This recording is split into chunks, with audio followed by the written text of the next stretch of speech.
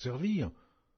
Dis-lui donc de m'aider. » Le Seigneur lui répondit, « Marthe, Marthe, tu t'inquiètes et tu t'agites pour beaucoup de choses. Une seule chose est nécessaire, et Marie a choisi la bonne part, qui ne lui sera point ôtée. »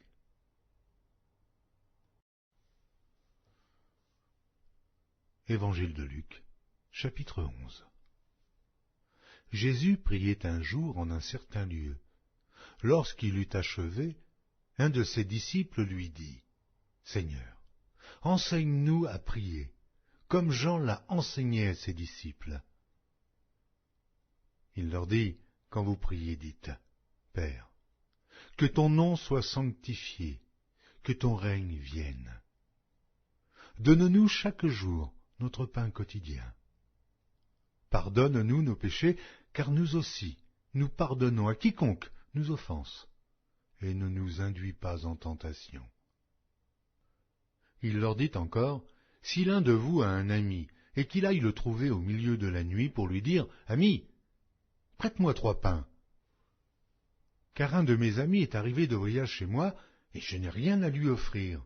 Et si de l'intérieur de sa maison cet ami lui répond, « Ne m'importune pas, la porte est déjà fermée, mes enfants et moi sommes au lit, je ne puis me lever pour te donner des pains. » Je vous le dis, même s'il ne se levait pas pour les lui donner parce que c'est son ami, il se lèverait à cause de son importunité et lui donnerait tout ce dont il a besoin. Et moi je vous dis, demandez, et l'on vous donnera. Cherchez, et vous trouverez. Frappez, et l'on vous ouvrira. Car quiconque demande reçoit. Celui qui cherche trouve, et l'on ouvre à celui qui frappe. Quel est parmi vous le père qui donnera une pierre à son fils, s'il lui demande du pain? Ou, s'il demande un poisson, lui donnera-t-il un serpent au lieu d'un poisson? Ou s'il demande un œuf, lui donnera-t-il un scorpion? Si donc, méchants comme vous l'êtes, vous savez donner de bonnes choses à vos enfants, à combien plus forte raison le Père céleste donnera-t-il le Saint-Esprit à ceux qui le lui demandent?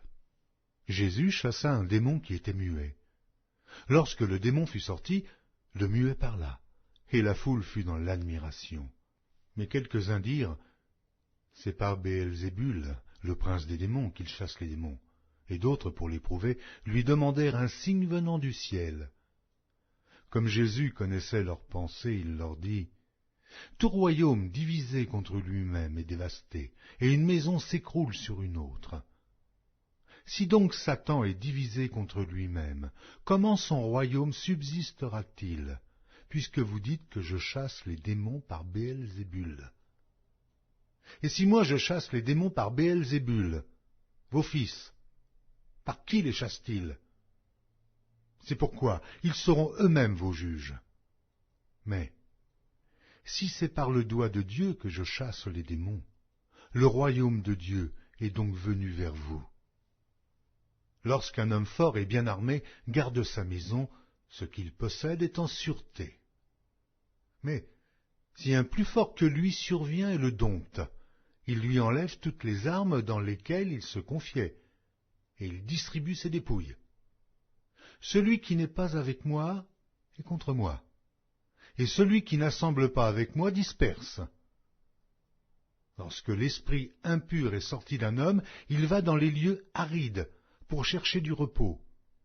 N'en trouvant point, il dit, « Je retournerai dans ma maison d'où je suis sorti. » Et quand il arrive, il la trouve balayée et ornée.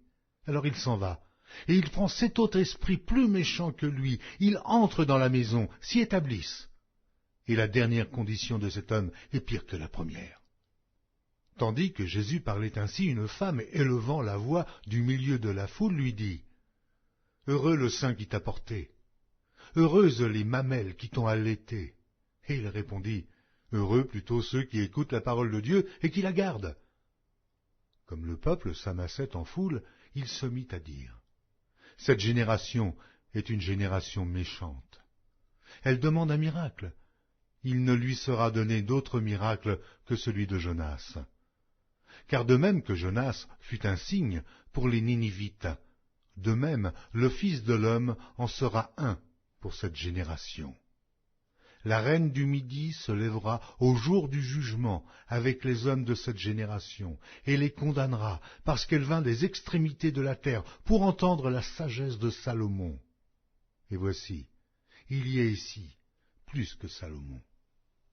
Les hommes de Ninive se lèveront au jour du jugement avec cette génération et la condamneront, parce qu'ils ne se repentirent pas à la prédication de Jonas. Et voici, il y a ici plus que Jonas. Personne n'allume une lampe pour la mettre dans un lieu caché ou sous le boisseau, mais on la met sur le chandelier, afin que ceux qui entrent voient la lumière. Ton œil est la lampe de ton corps. Lorsque ton œil est en bon état, tout ton corps est éclairé. Mais lorsque ton œil est en mauvais état, ton corps est dans les ténèbres. Prends donc garde que la lumière qui est en toi ne soit ténèbres. Si donc tout ton corps est éclairé, n'ayant aucune partie dans les ténèbres, il sera entièrement éclairé, comme lorsque la lampe t'éclaire de sa lumière. Pendant que Jésus parlait, un pharisien le pria de dîner chez lui. Il entra et se mit à table. Le pharisien vit avec étonnement qu'il ne s'était pas lavé avant le repas. Mais le Seigneur lui dit, « Vous, pharisiens, vous nettoyez le dehors de la coupe et du plat, et à l'intérieur, vous êtes pleins de rapine et de méchanceté. Insensé. Celui qui a fait le dehors n'a-t-il pas fait aussi le dedans? Donnez plutôt en aumône ce qui est dedans, et voici, toutes choses seront pures pour vous. Mais malheur à vous, pharisiens, parce que vous payez la dîme de la menthe, de la rue et de toutes les herbes, et que vous négligez la justice et l'amour de Dieu. C'est là ce qu'il fallait pratiquer, sans omettre les autres choses. Malheur à vous, pharisiens, parce que vous aimez les premiers sièges dans les synagogues et les salutations dans les places publiques. Malheur à vous, parce que vous êtes comme les sépulcres qui ne paraissent pas et sur lesquels on marche sans le savoir. Un des docteurs de la loi prit la parole et lui dit, « Maître, en parlant de la sorte, c'est aussi nous que tu outrages. » Jésus répondit, « Malheur à vous aussi, docteurs de la loi, parce que vous chargez les hommes de fardeaux difficiles à porter, et que vous ne touchez pas vous-même de l'un de vos doigts. Malheur à vous, parce que vous bâtissez les tombeaux des prophètes que vos pères ont tués. Vous rendez donc témoignage aux œuvres de vos pères, et vous les approuvez, car eux, ils ont tué les prophètes, et vous bâtissez leurs tombeaux. C'est pourquoi la sagesse de Dieu a dit, « Je leur enverrai des prophètes et des apôtres, ils tueront les uns et persécuteront les autres. » afin qu'il soit demandé compte à cette génération du sang de tous les prophètes qui a été répandu depuis la création du monde, depuis le sang d'Abel jusqu'au sang de Zacharie, tué entre l'autel et le temple, oui, je vous le dis, il en sera demandé compte à cette génération. Malheur à vous, docteurs de la loi, parce que vous avez enlevé la clé de la science, vous n'êtes pas entrés vous-même, et vous avez empêché d'entrer ceux qui le voulaient. Quand il fut sorti de là, les scribes et les pharisiens commencèrent à le presser violemment et à le faire parler sur beaucoup de choses, lui tendant des pièges pour surprendre quelques paroles sorties de sa bouche. Évangile de Luc, chapitre 12. Sur ces entrefaites, les gens s'étant rassemblés par milliers au point de se fouler les uns les autres, Jésus se mit à dire à ses disciples, « Avant tout, gardez-vous du levain des pharisiens, qui est l'hypocrisie. Il n'y a rien de caché, qui ne doive être découvert, ni de secret, qui ne doivent être connus. C'est pourquoi tout ce que vous aurez dit dans les ténèbres sera entendu dans la lumière, et ce que vous aurez dit à l'oreille dans les chambres sera prêché sur les toits. Je vous dis, à vous qui êtes mes amis, ne craignez pas ceux qui tuent le corps, et qui, après cela, ne peuvent rien faire de plus. Je vous montrerai qui vous devez craindre. Craignez celui qui, après avoir tué, a le pouvoir de jeter dans la guéhenne, oui, je vous le dis, c'est lui que vous devez craindre. Ne vend-on pas 5 passereaux pour 2 sous? Cependant, aucun d'eux n'est oublié devant Dieu. Et même les cheveux de votre tête sont tous comptés. Ne craignez donc point. Vous valez plus que beaucoup de passereaux. Je vous le dis, quiconque me confessera devant les hommes, le Fils de l'homme le confessera devant les anges de Dieu. Mais celui qui me reniera devant les hommes sera renié devant les anges de Dieu. Et quiconque parlera contre le Fils de l'homme, il lui sera pardonné. Mais à celui qui blasphémera contre le Saint-Esprit, il ne sera point pardonné.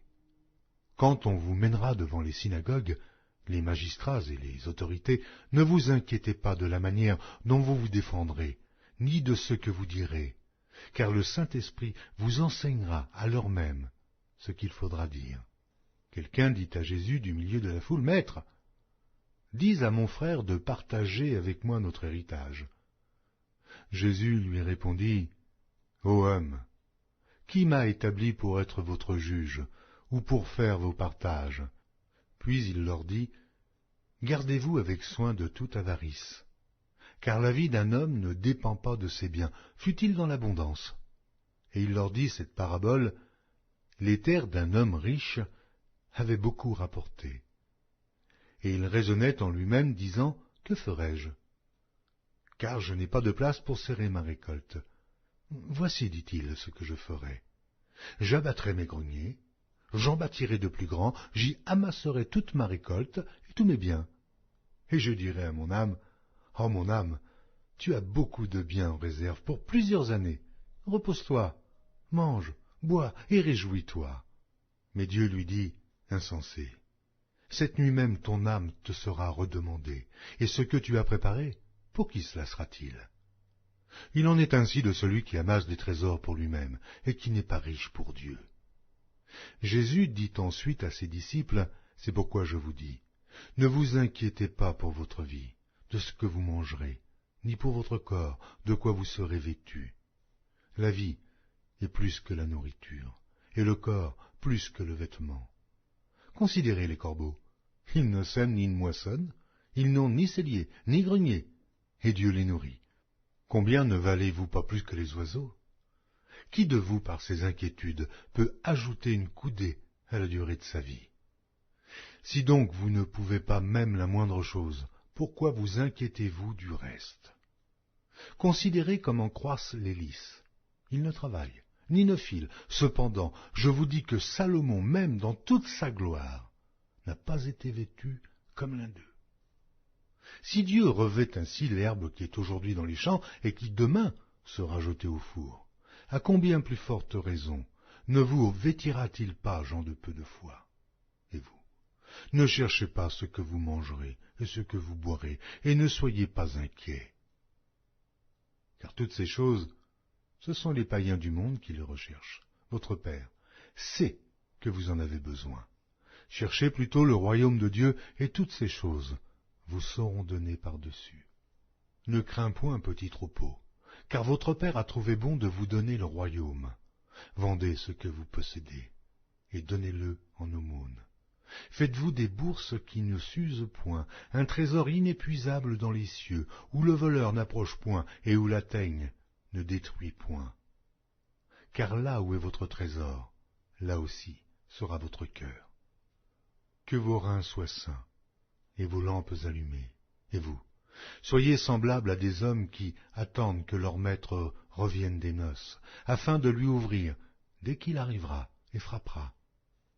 Heureux ces serviteurs que le maître, à son arrivée, trouvera veillant. Je vous le dis en vérité, il se scindra, les fera mettre à table, et s'approchera pour les servir. Qu'il arrive à la 2e ou à la 3e veille, heureux ces serviteurs, s'il les trouve veillants. Sachez-le bien, si le maître de la maison savait à quelle heure le voleur doit venir, il veillerait et ne laisserait pas percer sa maison, vous aussi. Tenez-vous prêts, car le Fils de l'homme viendra à l'heure où vous n'y penserez pas. Pierre lui dit, Seigneur, est-ce à nous ou à tous que tu adresses cette parabole? Et le Seigneur dit, quel est donc l'économe fidèle et prudent que le maître établira sur ses gens pour leur donner la nourriture au temps convenable? Heureux ce serviteur que son maître